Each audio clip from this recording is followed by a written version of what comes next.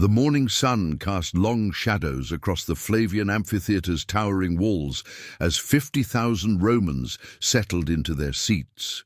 The year was 80 AD, and Emperor Titus had just inaugurated what would become known as the Colosseum with 100 days of games. But beneath the marble facades and roaring crowds lay a brutal reality that would define Roman entertainment for centuries. The gladiatorial games were far more than mere spectacle. They were a calculated instrument of imperial control, a way to channel the masses' hunger for violence, while demonstrating Rome's absolute power over life and death.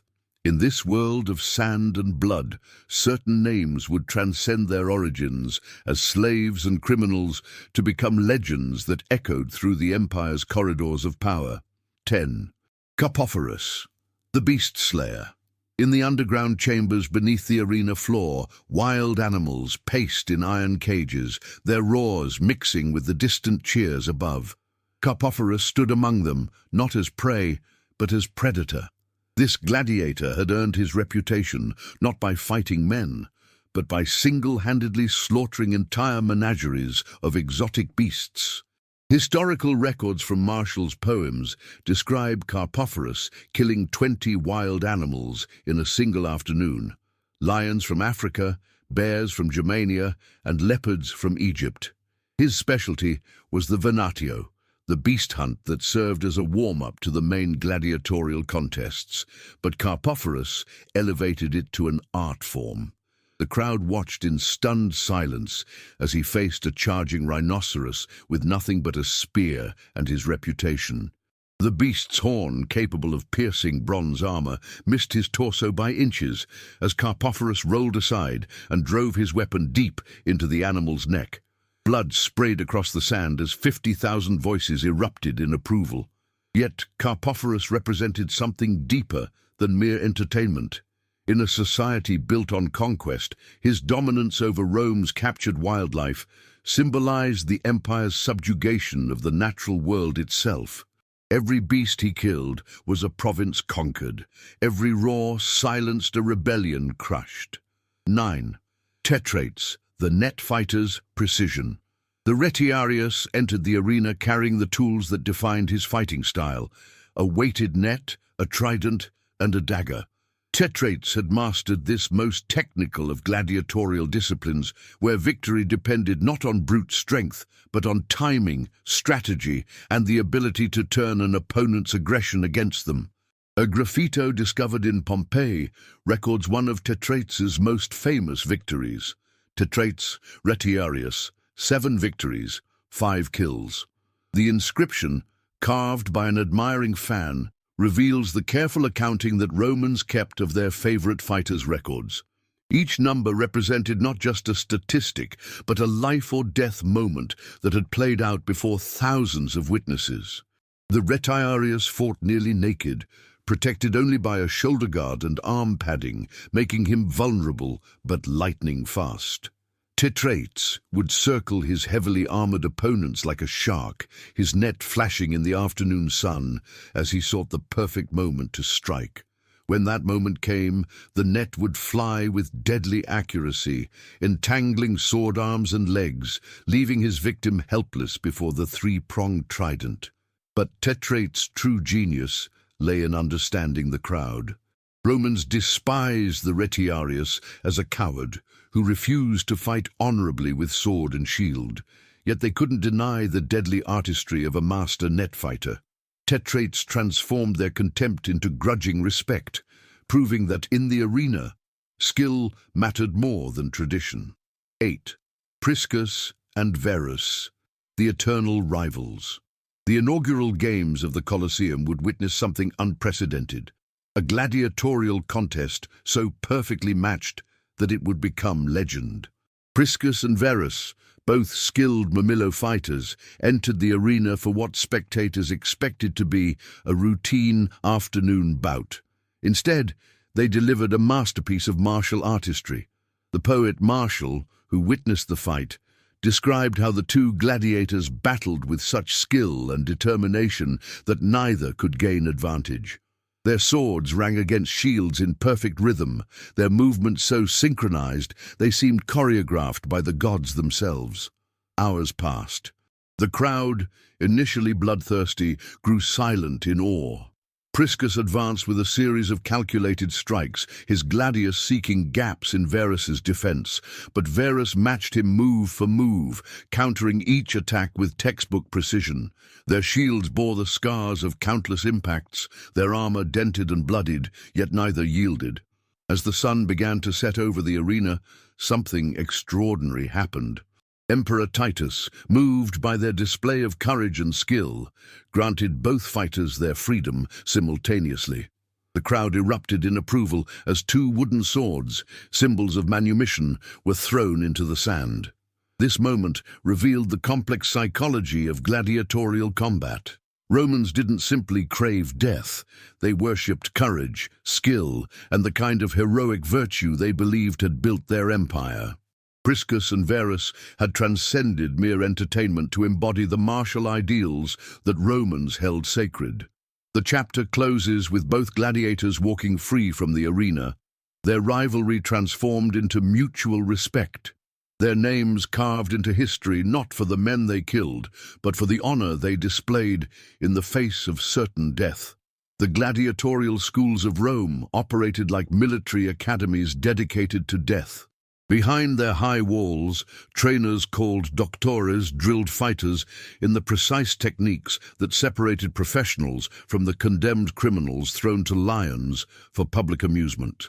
Here, in institutions like the Ludus Magnus, connected directly to the Colosseum by underground tunnels, legends were forged through blood, sweat, and an almost monastic dedication to the art of combat. 7. Flamma, the Syrian who refused freedom. The crowd fell silent as the herald announced an unprecedented event. Flamma, the Syrian gladiator whose name meant flame, had been offered the rudius, the wooden sword that symbolized freedom, for the fourth time. And for the fourth time, he would refuse it. Historical records indicate that Flamma fought 34 times, winning 21 contests, drawing 9, and suffering only 4 defeats. But numbers alone couldn't capture what made him unique. In the world where every gladiator dreamed of earning their freedom, Flamma chose to remain in the arena by his own will. Born in Syria, possibly as a soldier who became a prisoner of war, Flamma had discovered something in the sand that civilian life couldn't offer, a purity of purpose that existed nowhere else in the Roman world. Each time he entered the arena, stripped of rank, nationality, and past, he became something elemental, a warrior defined solely by his skill and courage. The psychology behind his choice reveals the complex relationship between gladiators and their profession. The arena offered a kind of immortality unavailable to ordinary citizens. A successful gladiator could become more famous than senators, their names chanted by crowds across the empire. Flamma had found his calling in a place where most men found only death. His fighting style reflected this philosophical commitment. Where other gladiators fought to survive, Flamma fought as if combat were a form of worship. His movements possessed an almost ritualistic precision, each strike delivered with the intensity of a man who had found his true nature in violence. 6. Crixus, the Gallic chieftain's last stand before Spartacus, became the most famous rebel gladiator there was. Crixus, a Gallic warrior whose journey from chieftain to arena fighter to revolutionary leader embodied the complex relationship between Rome and its conquered peoples. Captured during Julius Caesar's campaigns in Gaul, Crixus had once led warriors in the forests of what is now France. Roman historians described him as a man of enormous strength and ferocious courage, qualities that made him valuable both as a gladiator and as a symbol of Gallic resistance. In the gladiatorial school of Lentulus Batiatus in Capua, Crixus encountered fighters from across the empire, Thracians, Germans, Syrians, and fellow Gauls. This multicultural environment would prove crucial when 73 gladiators broke out in 73 BC, beginning the slave revolt that would terrify Rome for 3 years. Unlike Spartacus, who sought to escape Italy entirely, Crixus wanted revenge. He led his followers in devastating raids across southern Italy, burning villas and freeing slaves. For a brief moment, the man who had entertained Romans with his fighting skill became their worst nightmare, a skilled military leader with nothing left to lose. His end came in 72 BC when Marcus Licinius Crassus cornered Crixus's forces in the mountains of southern Italy. The battle was less a military engagement than a massacre, with Crixus fighting to the death rather than face recapture. Two-thirds of his followers died with him, their bodies left unburied as a warning to other potential rebels. 5. Commodus, the emperor who became a gladiator.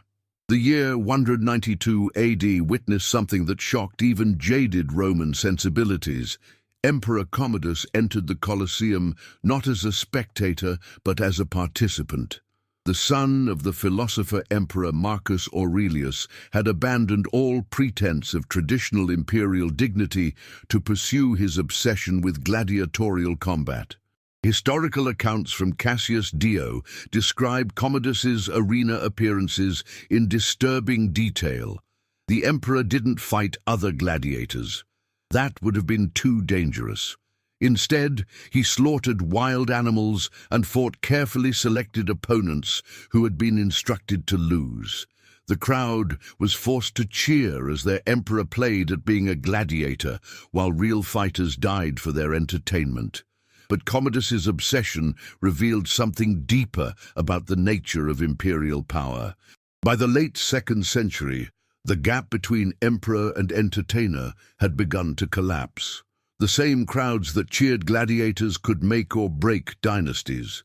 Commodus understood, perhaps better than his predecessors, that Roman politics had become a form of theatre. His performances grew increasingly elaborate. He appeared as Hercules, complete with lion skin and club, claiming divine status through his arena victories. He renamed Rome Commodiana and declared himself the reincarnation of various gods. The Senate watched in horror as the empire's ultimate authority figure reduced himself to a carnival act. The end came not in the arena, but in his palace, where conspirators strangled him in his bath. His death marked the end of the Antonine dynasty and the beginning of a century of civil war. The emperor, who had sought immortality through gladiatorial fame, instead achieved infamy as the ruler who confused entertainment with governance. 4. Spiculus, Nero's golden champion. In the private gladiatorial school of Emperor Nero, one fighter stood above all others. Spiculus had earned something unprecedented for a gladiator, the personal favor of the most powerful man in the world. But this relationship would prove as dangerous as any opponent he faced in the arena. Nero's passion for gladiatorial games bordered on obsession. He spent fortunes importing exotic fighters and organizing elaborate spectacles that lasted for days. Among his stable of gladiators, Spiculus became the crown jewel, a fighter whose skill and charisma made him the toast of Roman society. Historical records indicate that Nero showered Spiculus with gifts typically reserved for victorious generals: houses, slaves, and even grants of land. The gladiator wore silk robes between fights and dined on delicacies imported from across the empire. For a brief moment, a man who should have been property had become one of Rome's most privileged residents. But Spiculus's elevation came with a price. As Nero's favorite, he became a symbol of the emperor's excess and poor judgment. When revolt finally erupted in 68 AD, ending Nero's reign, those associated with the discredited regime faced terrible retribution. The fighter who had once been celebrated as the greatest gladiator of his generation vanished from history. Some accounts suggest he died fighting in the civil wars that followed Nero's suicide. Others claim he escaped to the provinces, trading his fame for anonymity. Either way, Spiculus learned that in the Roman world, imperial favor could be more deadly than any opponent's sword. His story illustrates the precarious position of gladiators at the height of their fame. They could never truly escape their status as property, no matter how many victories they won or how loudly crowds cheered their names. The final chapter opens in the underground chambers of the Ludus Magnus, where torchlight flickered across walls decorated with weapons and the death masks of fallen champions. Here, in the shadow of the Colosseum, the greatest gladiatorial legends would emerge, not just as entertainers, but as symbols of human defiance against impossible odds. 3. Crixus, the revolutionary strategist. While Chapter 2 introduced Crixus as a Gallic chieftain, his true historical significance lay in his role as Spartacus's most important lieutenant and eventual rival. The relationship between these two gladiator rebels reveals the complex dynamics that turned a prison break into a war that nearly brought Rome to its knees. Archaeological evidence from sites across southern Italy tells the story of Crixus's military genius. Unlike other slave revolts that devolved into chaotic raids, Crixus organized his followers into disciplined military units. He established supply lines, recruited local support, and created a command structure that allowed thousands of escaped slaves to function as an effective army. The break between Crixus and Spartacus came over strategy. Spartacus wanted to escape Italy and return his followers to their homelands. Crixus saw an opportunity to strike at the heart of Roman power, while the legions were occupied in distant wars.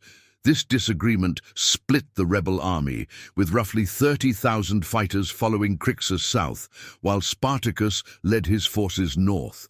Crixus' final campaign reads like a masterclass in guerrilla warfare. He avoided pitched battles with Roman legions, instead striking at isolated garrisons and poorly defended towns.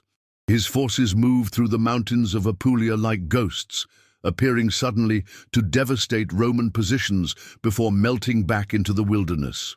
The end came when Crixus was trapped by the praetor Lucius Gellius Publicola near Mount Garganus. Facing overwhelming odds, Crixus chose to fight rather than surrender. The battle lasted from dawn to dusk, with the gladiator general fighting in the front ranks until Roman swords finally brought him down. His death had profound consequences. Without Crixus's military expertise, the slave revolt began to fragment, but his example lived on, inspiring future generations of rebels and establishing the template for resistance movements across the empire. 2. Spartacus, the gladiator who shook an empire. No name in gladiatorial history carries more weight than Spartacus. But the man who became legend was far more complex than popular culture suggests. Recent archaeological discoveries and textual analysis have revealed a military strategist whose rebellion came within a whisper of changing the course of Western civilization. Born in Thrace, possibly as a member of the royal family, Spartacus served as an auxiliary in the Roman army before circumstances unknown led to his enslavement and training as a gladiator. This military background proved crucial when he led the famous breakout from Batiatus' school in Capua in 73 BC. What began with 73 gladiators armed with kitchen knives became an army of over 100,000 escaped slaves, deserters, and dispossessed farmers. Spartacus didn't just lead a rebellion. He created an alternative society that challenged Rome's fundamental assumptions about power, citizenship, and human worth. The rebel army's organization reflected Spartacus's genius for leadership. He established councils where former slaves voted on military strategy, created workshops where craftsmen produced weapons and armor, and implemented a code of discipline that prevented his forces from devolving into mere bandits. For 3 years, this mobile republic controlled vast territories across southern Italy. Spartacus's military victories read like lessons in tactical brilliance. At Mount Vesuvius, he escaped Roman encirclement by having his men weave ropes from wild vines and climb down the cliff face to attack his besiegers from behind. At Lake Garda, he feinted retreat to draw Roman forces into a carefully prepared ambush. Again and again, he outmaneuvered professional legions commanded by Rome's most experienced generals. But Spartacus's greatest achievement wasn't military, it was psychological. For the first time in Roman history, slaves had proven they could not only fight, but win. Across the empire, slave owners slept uneasily, wondering if their own property might rise against them. The rebellion's end came in 71 BC, when Marcus Licinius Crassus finally cornered Spartacus in the mountains of southern Italy. Even then, the gladiator general nearly broke through Roman lines in a final desperate charge. Plutarch records that Spartacus fought his way through the first and second ranks of Roman troops before superior numbers finally overwhelmed him. His body was never found among the thousands of rebel dead, leading to legends that he had escaped to fight another day. But his real legacy was carved in history. 6,000 captured rebels crucified along the Appian Way, a grim reminder of what happened to those who challenged Roman authority. 1. Spartacus's true legacy, the gladiator who became immortal. The greatest gladiator of Rome was not defined by victories in the arena, but by his refusal to accept the role that society had assigned him. Spartacus transformed from entertainer to rebel to revolutionary, ultimately becoming something Rome could never fully defeat: an idea. In the centuries following his death, Spartacus became a symbol that transcended his historical moment. Medieval chroniclers portrayed him as a noble savage fighting against tyranny. Enlightenment philosophers used his story to critique absolute monarchy. Modern revolutionaries from Haiti to Russia claimed his example as inspiration for their own struggles against oppression. But the historical Spartacus was more complex than any of these interpretations suggest. Recent scholarship has revealed a leader who understood that military victory alone couldn't sustain his rebellion. He needed to create an alternative to Roman society that could attract not just escaped slaves, but free citizens who had been marginalized by the empire's growing inequality. The rebel state that Spartacus created offered something revolutionary, a society where birth didn't determine worth, where former slaves could become generals, and where decisions were made collectively rather than imposed by imperial decree. For 3 years, this experiment flourished in the mountains of southern Italy, proving that alternatives to Roman civilization were possible. This vision, more than any military victory, explains why Rome reacted to Spartacus with such vicious determination. He represented an existential threat, not just to the institution of slavery, but to the entire social order that made the empire possible. A successful slave revolt would encourage similar uprisings across Rome's territories, potentially unraveling centuries of conquest and expansion. The irony is that Spartacus achieved a form of immortality that no emperor could match. While the names of his Roman opponents have faded into historical footnotes, the gladiator who refused to die for others' entertainment became eternal. His story continues to inspire anyone who faces seemingly impossible odds, reminding them that sometimes the greatest victory lies not in winning, but in refusing to surrender. The gladiators of Rome were more than entertainers. They were mirrors reflecting the empire's deepest contradictions. In the arena, slaves could become heroes, foreigners could earn Roman acclaim, and the powerless could achieve a form of immortality denied to their masters. Their stories reveal a civilization built on violence, yet capable of recognizing courage, a society that enslaved millions, yet celebrated those who fought for freedom. From Carpophorus's dominion over wild beasts to Spartacus's challenge to civilization itself, these 10 gladiators embodied the complex relationship between power and resistance that defined Roman culture. They remind us that even in history's darkest moments, individuals could transcend their circumstances through courage, skill, and an unwillingness to accept the roles that others had chosen for them. Like this video, If you learned something new about Rome's greatest fighters, subscribe for more deep dives into ancient history, and let us know in the comments which gladiator's story surprised you most. History isn't just about the powerful. Sometimes it's the slaves who become legends.